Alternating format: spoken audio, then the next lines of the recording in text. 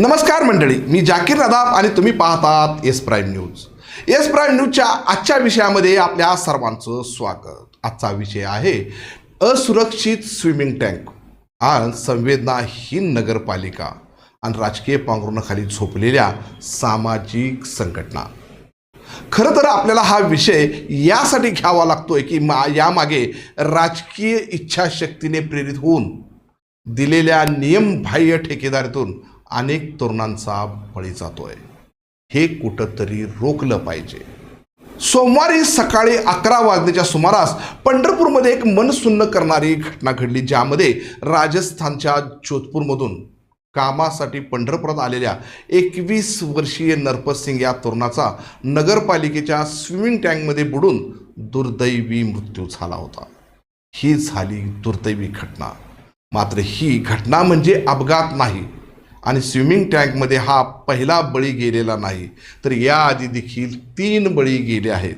मागील 2 वर्षामध्ये हा दुसरा बळी आहे.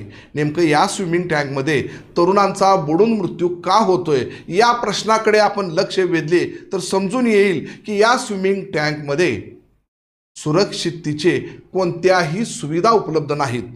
ज्या आहेत त्या कपाटामध्ये बंद आहेत. हे झालं महत्त्वाचं कारण. मग नगरपालिका प्रशासन या सुविधा बघत नाही का? तर खरंच बघत नाही. बघतेत ते टक्केवारी. हेच कडवं सत्य आहे. राग येईल कदाचित, पण 2024 साली देखील यशराज माने या तरुणाचा बुडून दुर्दैवी मृत्यू झाला होता. पण पंढरपुरातील मातब्बर नेत्यांचा हा ठेकेदार राईट हँड असल्याने त्याच्या प्रेशरमध्ये पुन्हा या संबंधित प्रशासनाने त्यालाच ठेका दिला. जीव जायचे तेवढे जाऊ दे, पण आमचा मलिदा आम्हाला मिळू दे या विचाराने संबंधित नगरपालिका प्रशासनाने या सुरक्षिततेकडे जाणीवपूर्वक दुर्लक्ष केले. ही दुर्दैवी घटना काल सकाळी 11 वाजता घडली आणि मृत नरपत सिंग तरुणाचा मृतदेह 11:30 वाजता पाण्यातून बाहेर काढला गेला.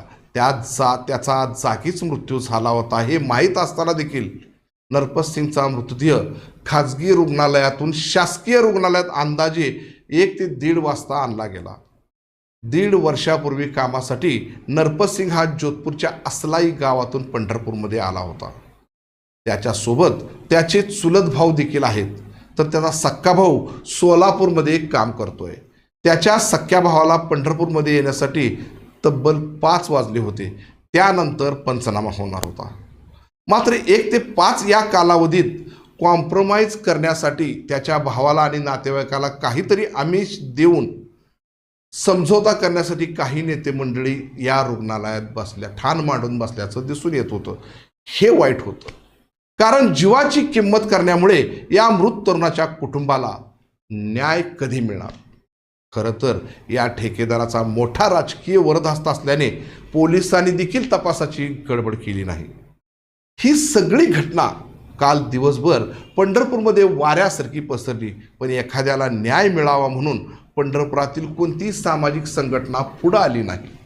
मी सामाजिक संघटनेला यासाठी मध्ये घेतोय की बड्या नेत्यांचा वरदहस्त न्यायिक अस्त करू नये, यासाठी सामाजिक संघटना महत्त्वाच्या मानल्या जातात. पण राजकीय नेत्यांचं पांघरून घेऊन या सगळ्यात झोपी गेल्याचं दिसून येत आहे. खरं तर नगरपालिकेने या प्रकरणाची गंभीर दखल घेऊन ठेकेदारावर कारवाई करणे गरजेचे आहे. नाहीतर पंढरपुरातील आणखी तरुणांचा बळी जाईल हे नक्की.